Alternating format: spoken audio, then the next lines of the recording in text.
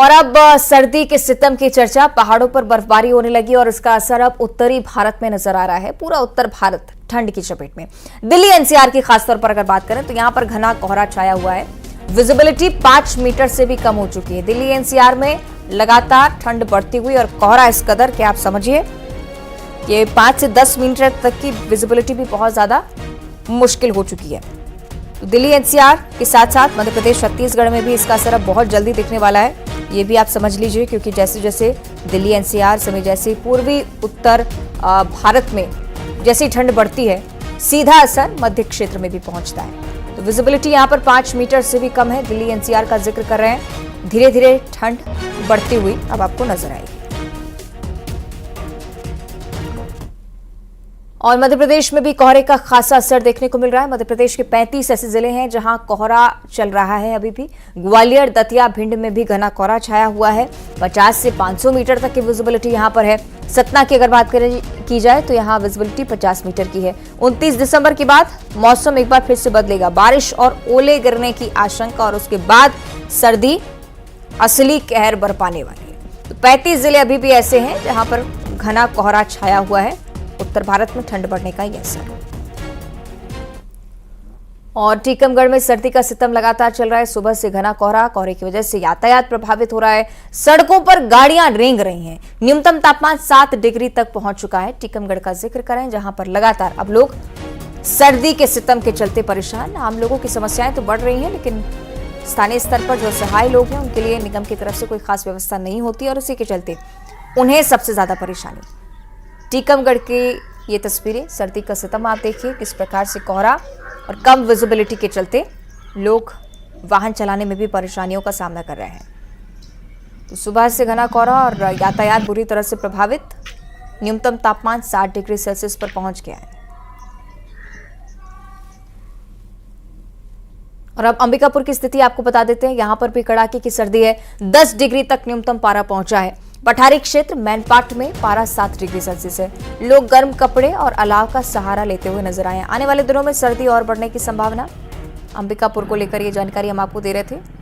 अलग अलग क्षेत्र जहां पर धीरे धीरे कर स्थिति बिगड़ती जा रही है, क्योंकि सर्दी अब अपने असल स्वरूप में जैसे जैसे उत्तरी भारत में ठंड बढ़ेगी, बर्फबारी के चलते जो कोहरे का सितम है वो ना सिर्फ आप दिल्ली एनसीआर बल्कि मध्य प्रदेश, छत्तीसगढ़ के कुछ हिस्सों में भी देखने वाले। 35 ऐसे जिले मध्य प्रदेश में हैं जहां लगातार सर्दी बढ़ रही है। छत्तीसगढ़ के भी कुछ ऐसे इलाके जहां पर सीमावर्ती क्षेत्र होने के चलते सर्दी ज्यादा है।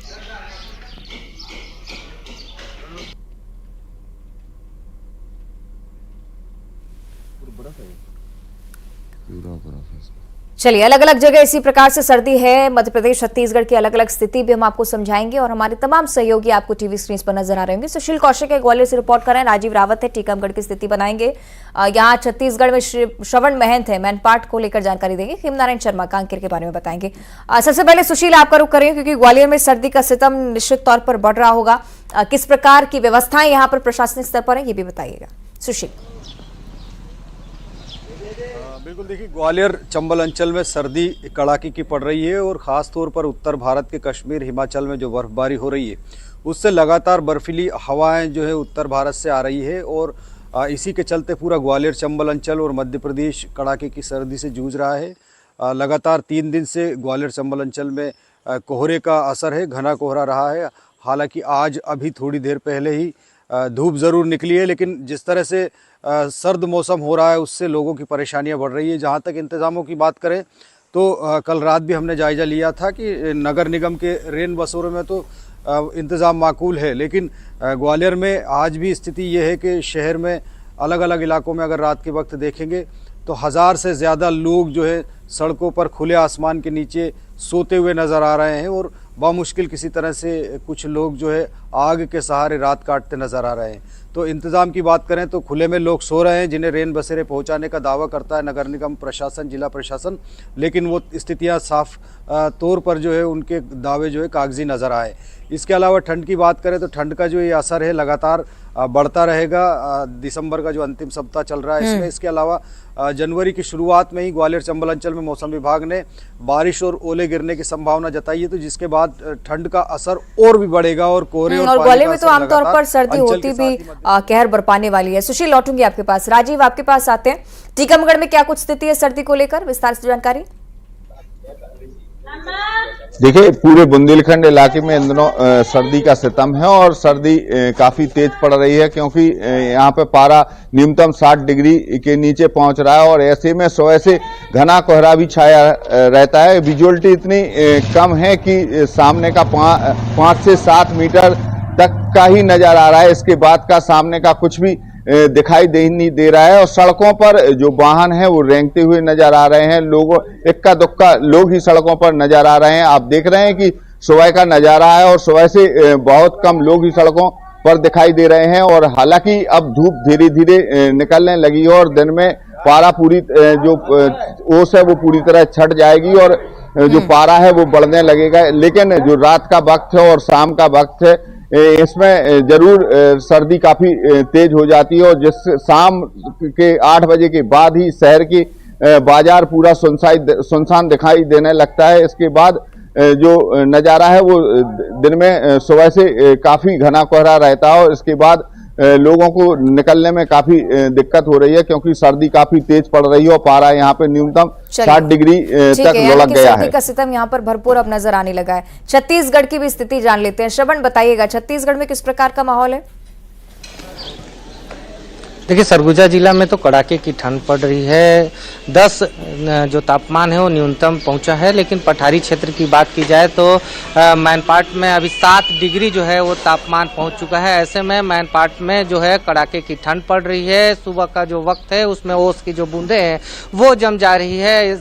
लोग जो है यहाँ अलाव और गर्म कपड़े का जो सहारा यहाँ पर ले रहे हैं। और आपको बता दूं कि जो मैनपाट है वो छत्तीसगढ़ का शिमला कहा जाता है और हर वर्ष जो है जो सरगुजा जिले में मैनपाट में सबसे न्यूनतम तापमान रहता है।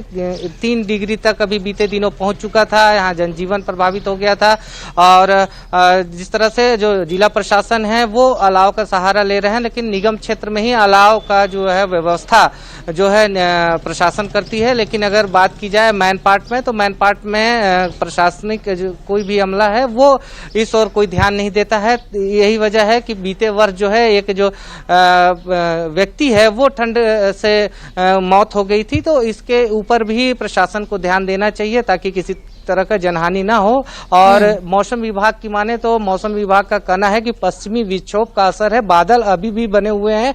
यही वजह है कि तापमान में इजाफा हुआ है, लेकिन 10 डिग्री जो है तापमान अभी भी बना हुआ है। पठारी क्षेत्रों में 7 डिग्री, लेकिन आने वाले समय में और भी जैसे ही बादल छटता है तो ठंड में इजाफा। व्यवस्थाओं की जरूरत बहुत ज्यादा होगी श्रवण, यहाँ पर जिस प्रकार आप बता रहे हैं कि इंतजाम नहीं किए गए। चलिए जल्दी से कांकेर भी चलते हैं। खेमनारायण, आप बताइएगा स्थिति क्या है? हालांकि शायद सूर्यदेव ने दर्शन दे दिए हैं यहाँ पर।